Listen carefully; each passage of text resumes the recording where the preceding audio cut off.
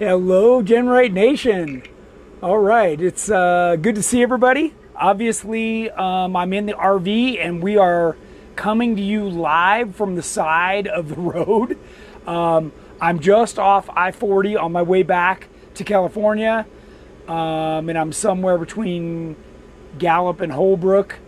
Sorry, I was trying to get a little further today. I was trying to get all the way to Flagstaff so that I could then do one more jump to get back.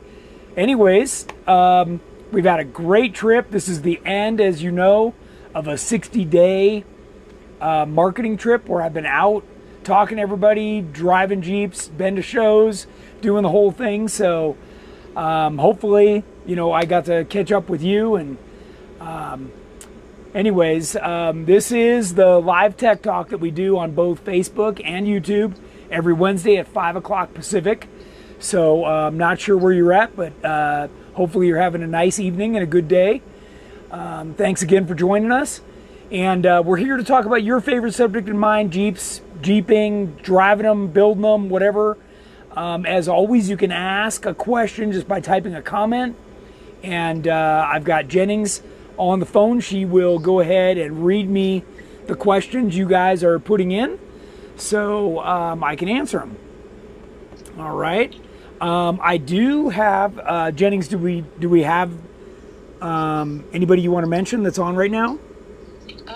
Shane Walford says hi. Nice. Hey, Jeff Shane. Sargent says hey, Tony. John Miller says what's up. Nice. Stephen Tammy Bird are watching. Wow. Saying hi. All right. Cool. Tom Patterson says hi from Detroit. Awesome. Mr. Parrot Newcomb said how were those new Mickeys at WINDROCK? They were good. They were good. Stacy Pachetta said hi from New Jersey. It was great talking with you in Tennessee. Cool. What? Nice. Yeah. Well, and then we've got some YouTubers too. Yay, Tech Talk Time. Kathy McCavis says hi. Michael Atkinson. Nice. And a bunch of others. Well, awesome. I appreciate everybody tuning in, and am anxious to answer all your questions, including the one about the tires. So we put together a quick little video that I want to show you guys before we get into questions. This is a little bit of a recap for the second half of this trip. So let me go ahead and play that, and then I'll jump back and we'll answer some questions. All right. And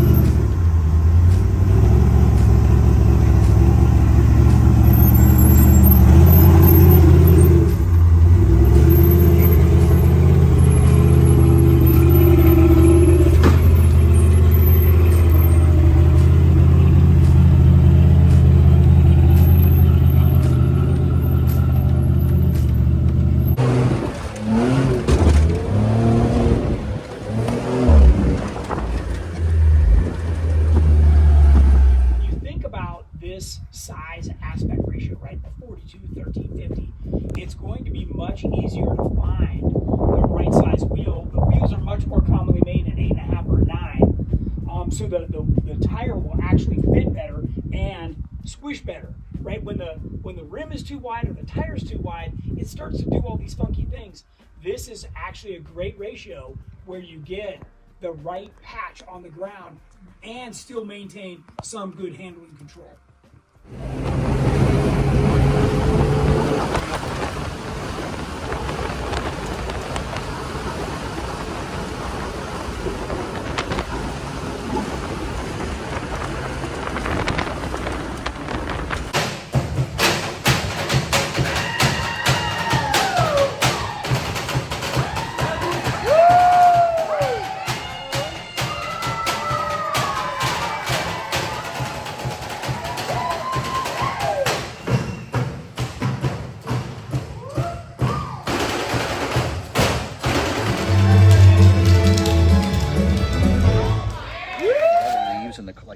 compost, when you start driving over that, it disappears. It drops a good 4 to 6 inches.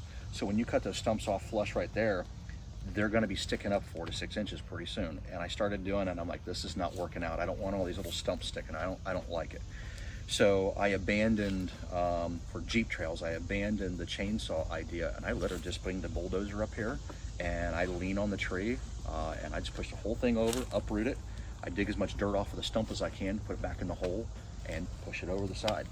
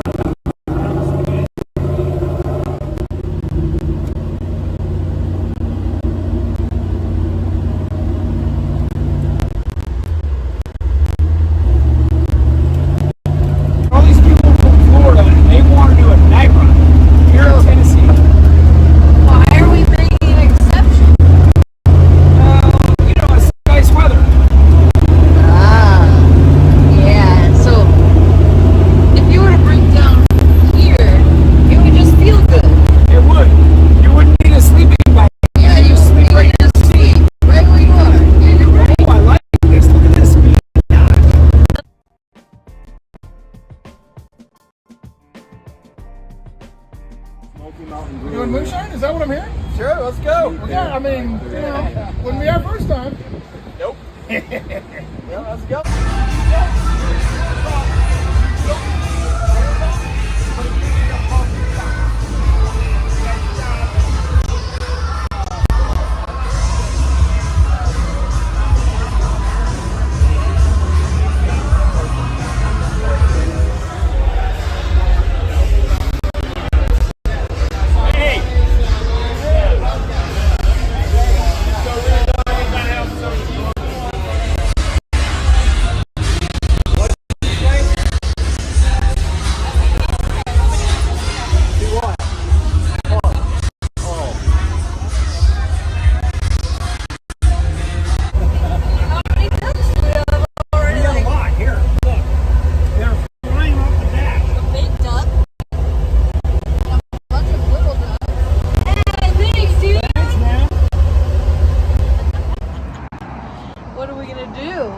So what we're going to do is we're going to put some wood blocks here. I'll pull forward and lift that off the ground and we'll change it. All right.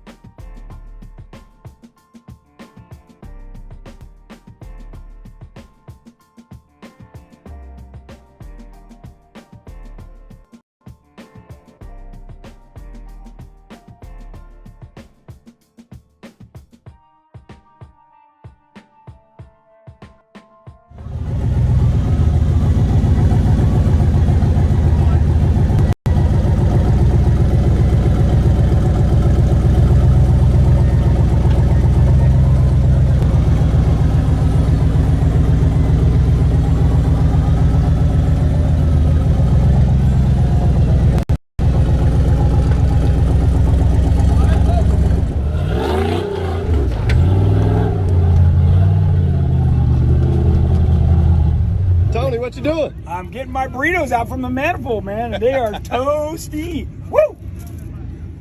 Yeah, baby.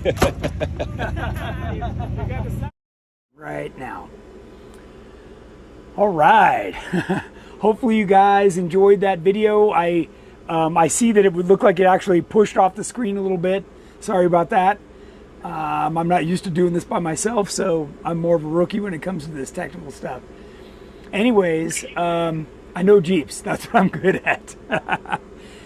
Yeah, so couple things there. We were trying to show you guys the nightlife, the whole vibe going on there. It's a lot like Jeep Beach, but obviously we're not at the beach. We're inland.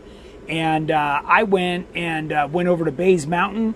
My friend Rick, that's got that property, they cut all the trails, did some wheeling over there. And I know some of you were saying, hey, it's nice to see you wheeling instead of sitting in a parking lot. Well, trust me, I get plenty of wheeling in, and most of the time I just don't have time to film it or talk about it. I'm busy driving, and unfortunately we get more parking lot pictures and stills than we do out off-roading. So what a lot of you didn't know was that part way through that trip, Mickey Thompson wanted me to fly back and do a photo video shoot out of Johnson Valley for a few days with their camera crew, and then I had to go back and rejoin my RV and everything that was still back on the East Coast and keep going. So that's when I moved up to Michigan and all that. So it has been a crazy 60 days, and I love being back there. I enjoyed wheeling with everybody in the different areas, the different terrains. Had a series of different people with me in the beginning. We had Ari and Jeff, and then that transitioned, and then Jeff came back to join me, and he was driving Aftershock in that video clip you saw there of us night wheeling at Bays Mountain. So lots of stuff going on there. And now, yes, I'm not forgetting about everybody in California. I am on my way back. Hope to be there this weekend, and I'll be back in the GenRight offices on Monday. So looking forward to being back. I do have more stuff planned as we keep going forward. Next Wednesday, I'm going to have one of the guys from Edelbrock on the show, and we're going to be changing the cam and some other things in Terremoto. So we've got tons of stuff lined up to talk to you and show you guys. I've made a whole list of tech stuff. When we were at WINDROCK, of course, somebody that was wheeling with us had clamp-on steering, and guess what? It screwed up and ended up breaking the track bar off the axle side. So I don't know. I guess I just got to keep talking till I'm blue in the face before people get it. So and if you're one of those manufacturers, or you're one of those people that is putting a clamp-on ram mount on your tie rod, don't do it. It's not right. It's going to mess up and leave you stranded out there like it did this guy. So one of the things that I wanted to talk about today was that you need to carry about a 3-foot section of chain that you can crisscross your front axle when the track bar breaks off, and then you take the winch and you pull that chain tight, and that'll allow you to get off the trail. So another good tech tip. So what Jennings, what other questions have we got? Well, some of your top fans are saying hello. Tom Dagley says hi. Nice. Hey, Tom. Ron, nice. Peter Schulen logged on. Yeah, Peter joined us out there. That was great to see him again, and it's always fun for sure. He I guess we didn't have it on the slideshow.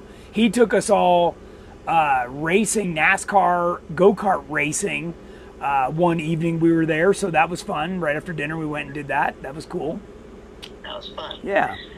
John Nelson says, I'm having Agility Off-Road do a coilover conversion on my 13 JKU Rubicon Unlimited. They're using your brackets. Do you have brackets for the 4-inch bump stops? Love the energy and enthusiasm. Okay, so just be mindful, if you only use some of our brackets, you're not getting the whole system. Everything was designed as a system. So you want to be careful and make sure that you're using everything, or you're going to end up running into trouble and it's not going to perform like it should. So to the bump stop question specifically. So we always use the 4-inch bump stop body that's then shortened to 2-inch travel. So that's taken apart and there's a spacer put in. If you buy the bump stops from us, that's the only way we sell them.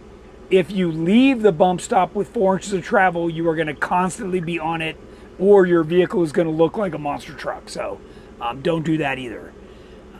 So hopefully, and if you're not sure, call in and talk to Andrew or one of the guys, or wait till Monday and talk to me when I'm back in the office. But hopefully I'm being clear on that. So what else you got? Omar Rodriguez says, hello from New York. I love your products and your Jeeps. I really think yours are the best. Nice. And thank you. BB Tom asked, has anyone done a how-to video on moving the gas tank back on an LJ? Okay, so we have not done a video that I know of, but on our website, you can see a series of pictures, and I don't know where the arrow is. There it is.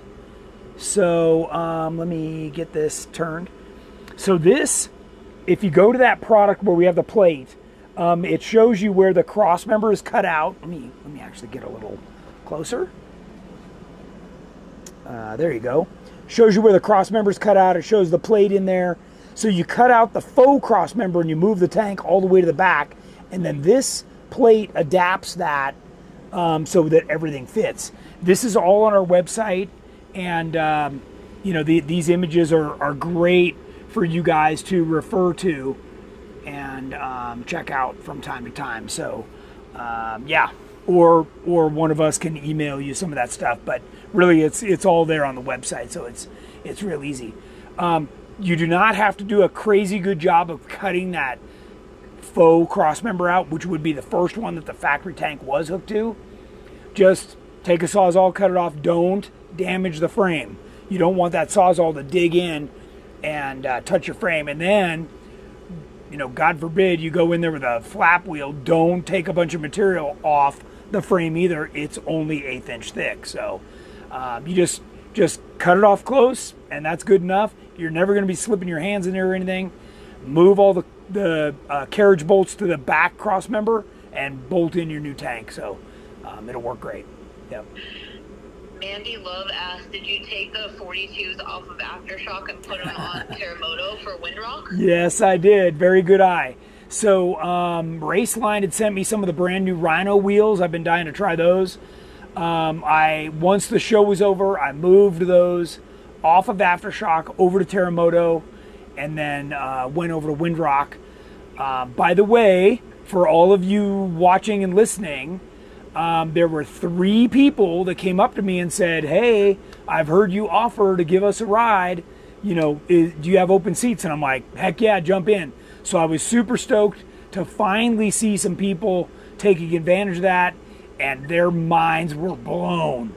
So everything from the suspension, the dampening control, to how smoothly it shifted, how it delivered the power, you know, how it went around corners on the street, on the dirt, just everything about it. I know that they were super impressed, and definitely worth their time to come check that out.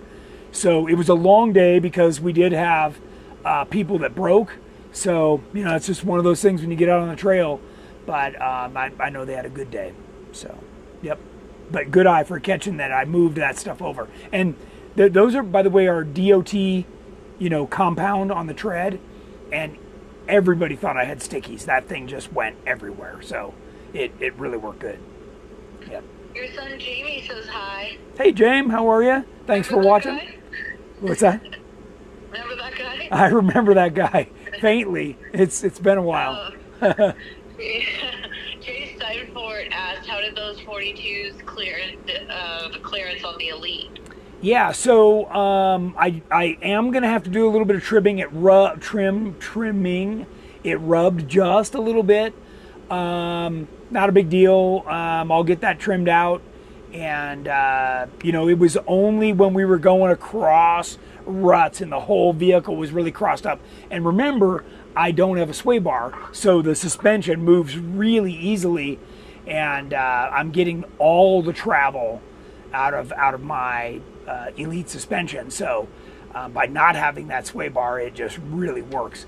So it was stuffing those tires way up in there. Even with the fenders, I can just trim a little bit and I'll be good. So, yep. Darren Rainey asks, does your JL cage work with the 2024 JL and the new side airbags? That's a good question. We haven't even seen what that looks like, but I'm going to venture to say no, you're probably going to have to disable something, much like people changing their seats where they have to disable some of the safety systems there. It's probably going to be the same situation. Yep. And sometimes one of the Jeep guys is watching, so if he is, he can chime in on that as well. Yep. Todd Shepard said 2011 JKU short arm lift. If I remember correctly, you said in a tech talk one of your lifts could be done in stages. Can you refresh my memory? Yeah, it's actually the JK Elite. We have that all broken up into pieces so that you can start doing, you know, the front, the back, like whatever you can do and what you can afford, and then, you know, move into the entire kit. But just know that you're going to have to get to the entire kit at some point. The other one that you can do in stages too is our Legend kit. That's a total builder's kit, and you know, if you're on Leafs, you can do just the front or the rear. If you're already a TJ and got coils, you can go to coil overs in just the front or the rear, and keep it that way, or eventually go full coil over. There's lots of options on those things, and I know even some of the Tracer kit has been broken up too. The only one that's not broken up right now is the EXS, obviously because it's a whole frame. So yeah, that's what we're on. Kathy McCavis asked, what sunshade do you run with your JL cage? Ah, good question. So right now I've got a spiderweb shade on there. You could probably see it in the video, and that works great. But most of us have moved over to our aluminum roof, which is obviously cuts out more sun and also keeps moisture out, which is pretty nice. Now I see what you guys are always battling back there with the pop-up rainstorms and stuff where you're looking for coverage. So I get it, and your ability to, you know, wanting to put on a harder soft top, certainly a soft top. So, but some of the aluminum roofs we have will fit under the frameless tops that Best Top offers. So you're just gonna have to call in and talk to some of my guys, and they can give you a little advice on which ones work and get you pointed in the right direction. So, yep. Steve Bird concurs, says he loves his Elite suspension. That's the only way to go, and his aluminum roof. Nice, yeah. So I think I was talking to one of my engineers earlier today, and they were telling me that they want to yank the cage out of Aftershock. I'll sell that, so if somebody here is watching and looking for a JL cage, and then we're going to build a brand new cage, and I'm going to do the aluminum roof. So yeah, should be something available. What else you got? Patrick says that at last GenRight night in San Diego, they had all 4 GenRight suspensions there. Very cool. Nice. That's awesome. I'm glad to hear that. I know you've been having a good turnout down there, and I hope people in the surrounding areas have found that over on Facebook. I know you promote it there, but if people are watching right now, Patrick does a really good one down there, so definitely want to check that out. Jamie asked if you have any steering column advice. Okay, so there's a couple different companies, and I know recently I got something from PRP, which is a fixed column. They sell it because what they do is they put an orbital on the end, and what I was going to do was extend it down to the steering box, but you mount that, it's an aluminum tube with bearings on it, and then you've got splines on either end. You put the steering wheel on this end, and then the rest goes down to the steering box. That's a great option. You know, obviously you can piece a steering column together or use a stock one. A lot of the time the stock ones get kind of clapped out, especially if it's on an older Jeep. So, you know, you can always, if you find something that you're not sure if it'll work, you can always email me what you found, and I can, try and help you and get you pointed in the right direction. So, yep, good question. Chase Courier says, speaking of rain, why'd you bail out before the hurricane? Hey, timing's everything, right? No, it was time for me to get back, and so it just worked out. But yeah, it was wet enough for me back there. Okay, Bo Fisher says, I know I've heard you say you dislike ORIs, but why specifically do you prefer the coilovers? So the ORIs, and it's not specific to ORI. Way before ORI even existed, Fox, King, all these guys had air shocks, okay? Now, the air shock was originally designed for a very, very lightweight rock buggy. And what they did was they basically had them sit on the bumps, meaning there was very low air pressure in them. And then what they would do is just let the wheels walk out to find the ground, right? And that kind of a setup works okay for something that's going 3 miles an hour or less. Once you start to have something you can drive on the street, something that's going faster, and something that's certainly a lot heavier, that is not the right setup. Coilovers. So let me tell you a little story. The first time I saw an ORI was out in Colorado, and a customer of mine that had our Legend suspension, had coilovers on it for a while, shows up with these ORIs, and he's telling me how great they are, and I'm like, yeah, whatever. I've heard it all. So I looked at him and I said, dude, if those blow a seal or lose air pressure for some reason, it's gonna suck, right? You're gonna be in trouble. Sure enough, next morning we come out of the motel, that one corner's dumped down, and it ruined the rest of his 4-day trip. So, what I know is, even if you were to blow the seals completely on a coilover shock, the springs are still going to suspend it. And by the way, when you're going 1, 2, 3 miles an hour, the coils themselves are just fine to get you through the trail. So that's all you're going to find me running. And remember, all of these Tech Talk shows, I'm giving you guys my experience, right? I'm telling you this is what I would or wouldn't do, what I would or wouldn't buy, what I would or wouldn't run, and I'm just giving you my answer. You can take it for what it's worth. You can go run the other direction. Let me know how it works out. Okay? What else you got? Jason Hanley asked, how do you like East Coast wheeling? Just a little more skinny pedal. Yeah, it is. It's dug out, and it was slippery. It was different. It was definitely different. I was ready for it. It didn't faze me at all. But other than you got to do a lot more cleaning on your Jeep when you get back. So I don't know. It was cool. I mean, it's what you got. So you got to take what you have and wheel it. Unless you can come out and see me. Dennis Sargent said, who do you use for lug nuts? Lug nuts. Okay, so I'm not super particular about lug nuts. Remember, on my vehicles, I'm running a 5/8 stud. So I run a race lug nut, and that's a big one. It takes a 1-inch socket. And I buy those from the local race shop. And but you can get them from any number of sources. But I'm not crazy about the ones that have fake caps.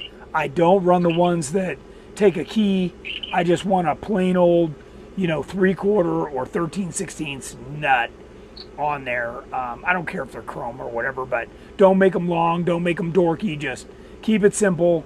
And if for some reason you do have a lock lug, make sure that darn thing is in the Jeep.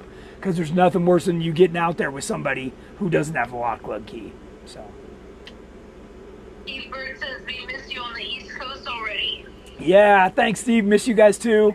I had a great time back there, and but at some point I got to go home, So there's work for me to be done. Bug says they have a 2005 TJ. I've had so many just shutter for emissions test. I replaced everything except the tank. Will a GenRight tank fix this? I don't know that the GenRight tank will fix it. There's a couple of things that you might want to check first, okay? So, you know how nowadays when you go to the fuel pump, it says do not top off, and here's why. So your evap canister is filled with charcoal, and it's got some special valves in it that put the fumes up to the engine. I'm trying to explain this in very basic terms. That suck the fumes from your gas tank up to the engine and burn them, okay? When you top off the tank, what it does is it sends raw fuel into those tubes and ultimately soaks the charcoal, okay? It's a bummer, so don't ever top off your tank. When that pump clicks off, just leave it, okay? Now, if you know that you've pumped raw fuel into your evap canister, you cannot dry it out. Throw that thing away, go get a new one, put it in your system, and you'll probably pass. Yep. Looks like we're all caught up for right now. Wow.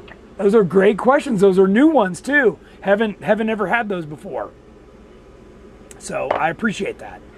Let's see. I wanted to remind everybody, you know, being back there and wheeling in the trees and stuff, I want to remind everybody that we sell windshield guards that go on the side of the windshield. A bunch of us got into the windshield when we were wheeling there at Hot Springs, Arkansas. And we make a cool little guard that if you've already damaged it, can cover it. And if you want to prevent damage, you can put them on now. They're 1/8 inch thick, and they will do a good job at protecting your windshield. And they're under $200, so it's a nice thing to put on there, and it's not that expensive. We also want to remind everybody along that same vein, the rash guards that we have for our bumpers and rockers, and our tub panel guards that we sell for the CJ, YJ, TJ, LJ. Those are all great things to help protect your Jeep. Of course, you know, we sell corner guards too, which, by the way, I saw very few people running on their JKs and their JLs. You guys need to put those on before you get damaged. Once you get damaged, they never fit right. The gaps are always funky. Buy them in advance and get them installed. Of course, you can upgrade your taillights then to our LED stuff. It'll be a nice renovation, so to speak, for your whole Jeep. The other thing that people noticed by being in my Jeep was my passenger side foot bar. We make a piece that goes down, it bolts down on your passenger side floor that allows your passengers to push themselves back into the seat. And if you've never seen that, you need to check it out. Every person that rides in my Jeep absolutely loves it and feels more comfortable, so their feet just aren't dangling. They can push themselves back. Remember, they don't have a steering wheel to hold on to, so being able to push themselves back is a nice thing. The other thing I do that I noticed was really good while I was back there because it's slippery is I put grip tape on top of my rockers and any surface on my Jeep that I'll be stepping on, because your shoes are wet, muddy, full of grass, you know, whatever. Having that little bit of extra bite is pretty nice. So buy good quality heavy duty grip tape and get it on those surfaces, and you'll appreciate that for sure. So yeah, Steve and I love the foot bar in Terremoto. Who said that? Steve Bird. Steve Bird, yeah. I also love it. Yeah, there you go. Yeah, there's a couple of endorsements right there. So yeah, it's one of those things. This has a question. Sure. 1990 YJ, if I change the flange on my 8.8 to a 1310 yoke bolts, will I be able to use the same pinion nut and crush sleeve, or will I have to replace those parts too? No, you'll have to replace those parts too. Those parts are unique to the 8.8. Or is he asking if he could reuse the ones that he has? Did I misunderstand that? I'm not sure. Okay. Well, the crush sleeve is designed for one-time use. So I've seen people get away with it, but mostly it's been a trail repair. If it was mine, I'd just get a new one. They're not that expensive. The pinion nut can be reused. I would red Loctite that. So definitely make sure that thing does not come loose. Lisa Nagley said, yes, that bar kept my butt put. That's right. She rode in there too. Yeah, awesome. Randy loves that I needed that foot bar at JK Land. Yep, there you go. See? Everybody, now that I mention it, you know, so we sell that piece. I probably have it on the website right here. Tom Nagley said the rash guards and corner guards are a must before you wheel the Jeep. Lessons learned. Yeah. Yeah, you know, it's one of those things. Okay, here's... She said the bar and the floor is legit, especially with this guy driving, huh? Okay, so this is it. Let me make sure I get it so you can see it. Where's the... Laura Coda just got some corner guards with the Matrix LED light. She did, yeah. Okay, there's the foot piece. And it just bolts down to the floor on the passenger side, and you can move it around, whatever you want to do. It's got some dimple dies in it. It's aluminum. And that little guy is a great thing to have in your Jeep. You can also store a strap or some quarts of oil or whatever you want on the other side of it. And that little guy is 99 bucks. So it's one of those things that... you know, you can add to any vehicle. So you can find that over on our website. In the search box, all you have to do is type foot, and it'll come right up for you. So super easy to find. Josh Nessler and Terry Mode say hi. Hey, guys. And Grant Miller asked, will your Elite kit work with Fusion 4x4 axles on a journey? It will, but you are not going to get the full function. You will not realize all the benefits, all of the features, all of the range of motion by using different axles. You will have to limit the travel. So, and by the way, last time I checked, Fusion axles are within $3,000 of the Curries. So, when you're that far into it, if $3,000 makes a difference, then yeah, I guess get the Fusions. So. He also asked, is there a Motec LS or LT option that fits better with your Elite kit? So the problem that I have with Motec is they're trying to use the newer 6 L80 or even newer transmissions, and those are big and they interfere with our front cross member. So you know, they just chop them up, but you know, that front cross member is the backbone to your entire suspension. So I'm not crazy about that. I would much rather see everybody doing a standalone full manual valve body 4L80. That's what we designed that around, and that's the right way to do it. So take it for what it's worth. Will the foot bar fit the JLU? It will, yes. Yep. Okay, and can you talk about the manual valve body on your transmission? Sure. I think that's vastly misunderstood, and I know that everybody that rode with me was quite surprised how the transmission worked. So my shifter is what's called a gate shifter, meaning that it slides in these slots, and each slot puts it in the gear, so you don't have to look at it, you just move it through the slots. Once you shift, regardless of how fast or slow you're going, the transmission will shift. When it says full manual, it is just like a full manual transmission. When you move that lever, that's the gear it's going to go in. And it also means, just like a manual transmission, if you put it in reverse while you're going down the freeway, it's going to go in reverse, okay? Or if you are in third gear and go to first gear, it's going to do that. So you do need to be a little bit more mindful. There's no safeties. All that's gone.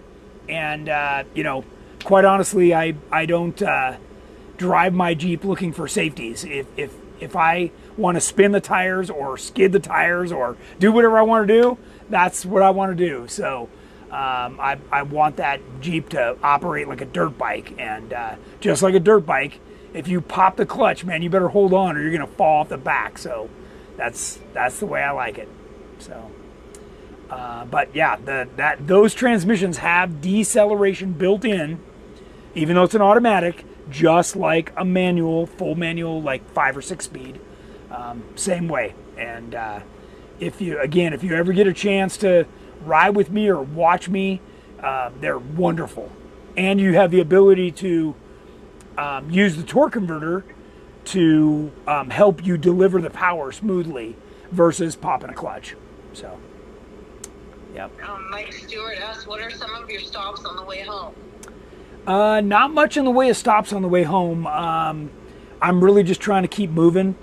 It's important that I get back, get everything put away, and get back to work. I know you guys have heard me say I've got 99 new products in the pipeline, and my staff is waiting for me to return. We've got instructions to do. We've got new products to develop. I know everybody needs my help, so I just need to get back there and keep things moving. So, yeah. Hey, your son Jordan is also watching. Nice. Thanks, Jordy. Good to see him on there. Yeah. So. Let's see. James Weir says, running your JKU roll cage with the X bar, what are my bench seat options for more legroom for backseat passengers? Okay, so this is a good question. And by the way, I have lots of people asking me about, do they need that X bar? I don't want the X bar. Yeah, you do. Okay. The X bar is the one thing that is going to keep, when you go sideways, and even if you just dump it over, forget full rollover, dump over, that's what's going to keep that cage from doing a parallelogram. So the X bar is what's supporting that. It really does, it takes away 1 3/4 inches worth of space. Come on, you can afford that. Yeah, I say it's the equivalent of an open face helmet or a full face helmet if you're riding a motorcycle. So get the full face helmet, put all the tubes in that we recommend, and that's going to be your best bet. Now, related to the seat, what you want to do in the back seat is you always want to order a UTV seat, okay? One for a side-by-side. The bottom section where your thighs are is 2 inches shorter, and it allows for a lot more leg room in the back seat. So why they're not recommending that, I don't know. That's what I have in mind. Works fine, and everybody should be doing it. I know it says that on my website. Why people don't do it, I don't know. But certainly the seat manufacturer should be recommending that. Do not put front seats in the back. You will be sorry. So Nick Repinage says, I like the X bar. Heck yeah. I mean, if you... Really thin. Yeah. That tell passengers to get their own Jeep. Yeah. I like it. Trust me, if you ever have the misfortune of going over, you're going to want every doggone bar in there you can get. So don't... You're spending the money and going through the hassle to put a cage in. Don't cheese out. It's that option's only like $149. So come on. Adam Pfeiffer says, what up? He'll see you at Trail Hero ORIs versus Coilover.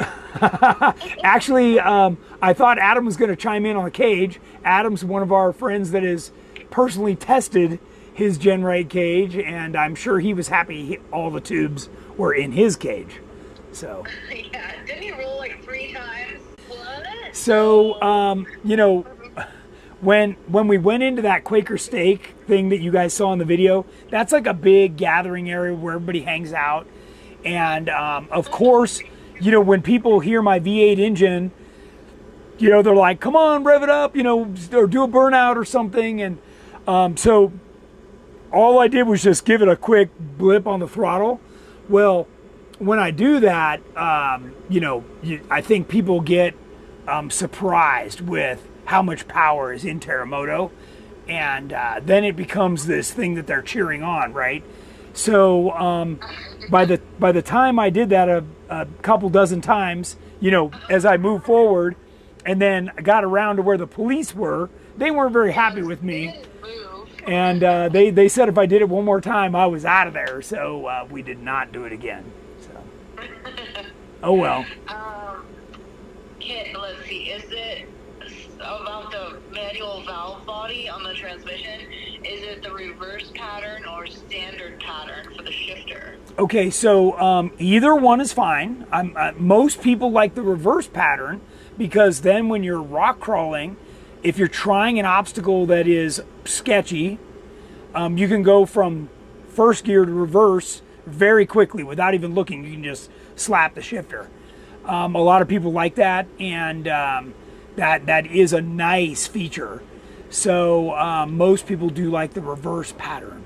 But when you do the manual valve body, you have to, whether it's forward or reverse pattern, you have to ask them for deceleration. That is not the way it comes. You have to tell them you want that. Okay? Craig Colbert said, do you have an official day or trail sign up for Trail Hero? We're not that far. You guys are way ahead of us. That's honestly, that's light years away from me. So, yeah. Tom Nagley helpfully added that Shane also rolled his Jeep. Tom, careful. Don't call the kettle black. I also rolled my Jeep without a cage, and it did not go well. Yeah. So. Okay, so it looks like we're caught up.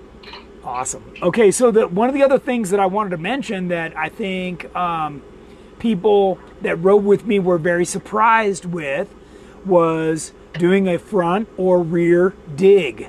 They got several examples there at WINDROCK to see how beneficial that was to get through the tight stuff, or when we were on a climb to move over and reposition. All of these things were very helpful, and a lot of people underestimate, they just get an Atlas because it's a cool buzzword like hydro assist steering. That, forget it. If that's what you're getting it for, don't even bother. You need to use it. It is a tool. It's like having a locker, and it is a very functional tool on your vehicle. So a while back we did a tech talk on doing digs. If I wasn't where I'm at today, I'd unload my Jeep right now and show you, but it is very handy. So I'll make sure I do that in the near future. Tom Nagley just said that Lisa looked at him and said, why didn't you order the GenRight foot bars yet? So he just ordered 2 of them. Nice. Very nice. The other thing that I was going to tell you guys was when I was with Steve Bird and we were, doing some of the night stuff,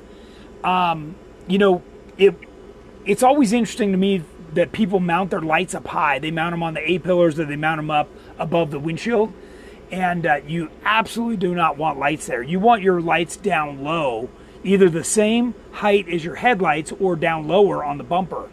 And the way that puts the light out there adds dimension to the features on the trail or on the road that really help you to be able to see. Plus, if you've got somebody in front of you, they don't like the dust, and that's very important.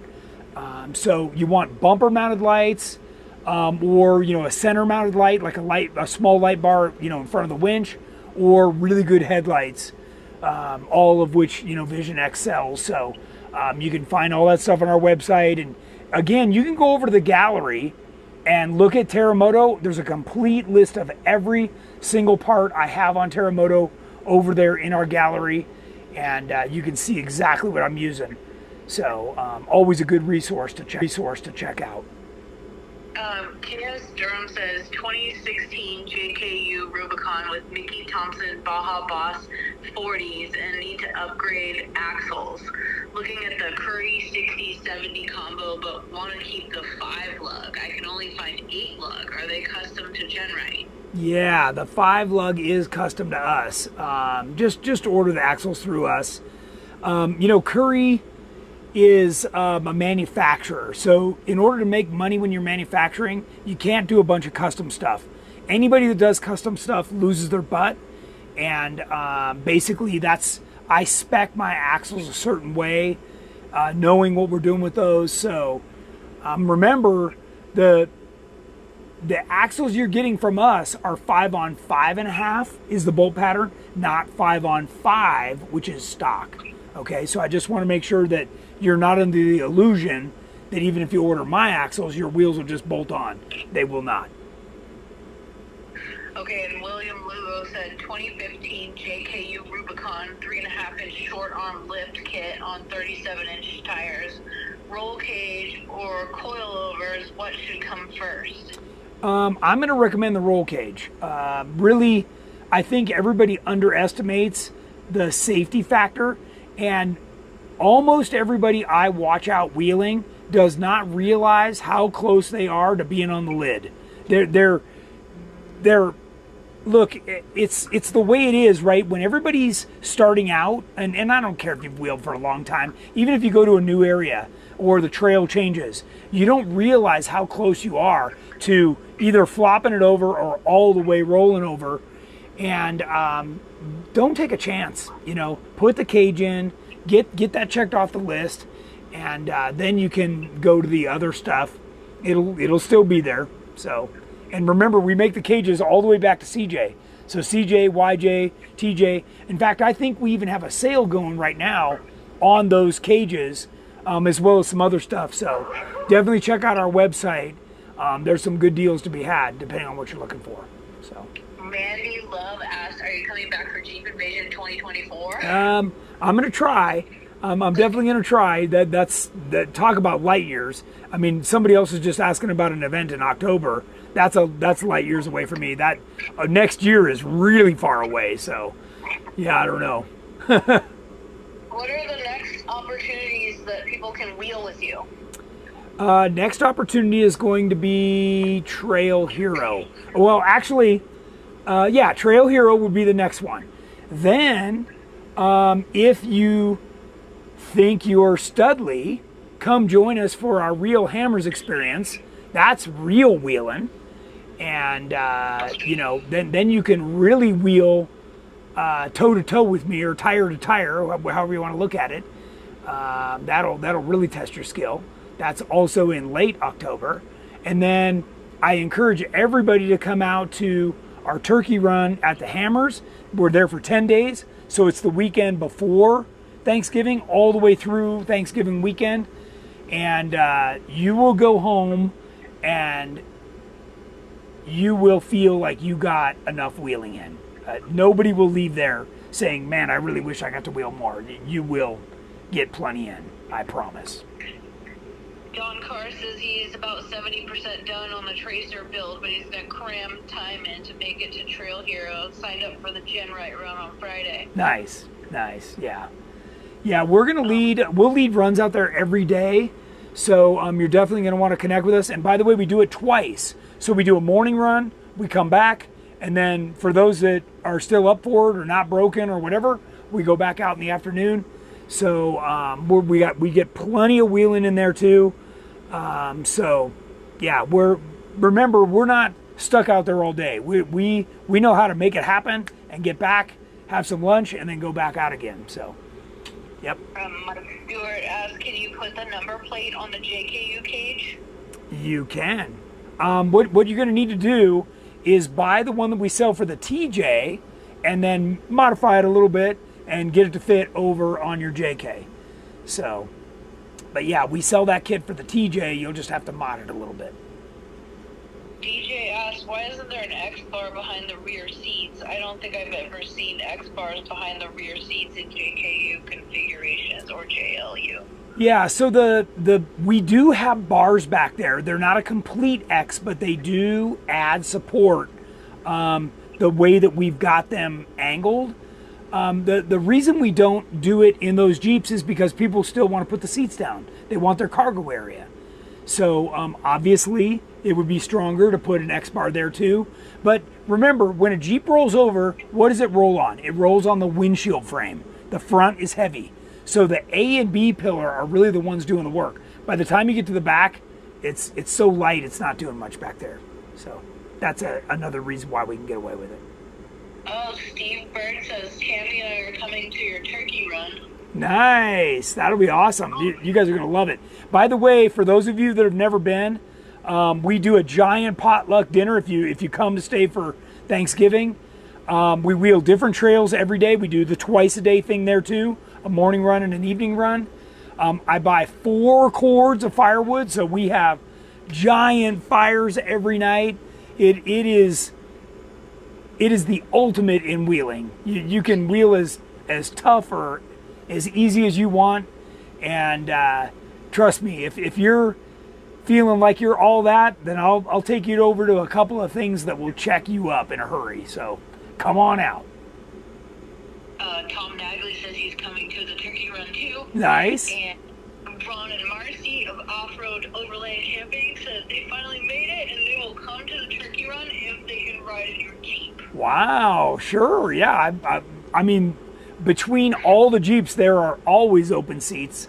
So fortunately, Ron and Marcy live pretty close, so they could even come out for a day or two, versus some of you folks that are traveling from all the way on the East Coast, yeah. So They want to ride in your Jeep. I'm sure. Joe Alice, why sway bars for the Legend and not for the Elite? No, we have sway bars for the Elite too. So by the way, this is a great question, and it doesn't get asked very often. The sway bar is more important on the short wheelbase. So the longer the wheelbase gets, the less important it is. And on the Elite, they're bigger shocks that are moved more outboard. So, you add the longer wheelbase with that, and the sway bar becomes less important. But you can certainly tune a Legend suspension good enough to not need a sway bar either. So it just depends on your driving style, what you're comfortable with. A lot of people, once they get on an off camber, they are not comfortable with that and they want a sway bar. So I don't know, if you're like me, you like living on the edge. So there you go.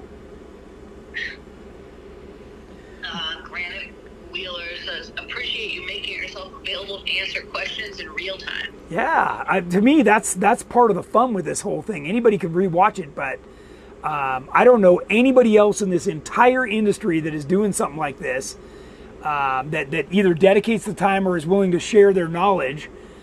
So it's one of those things that I think is unique to me and GenRight. So there you go. Thanks for watching. I appreciate it. And Don Cars asked, do you have any night runs planned for Trail Hero? I don't have any night runs. By the time night shows up for me, I'm pretty much ready to sit down and have a cold beverage.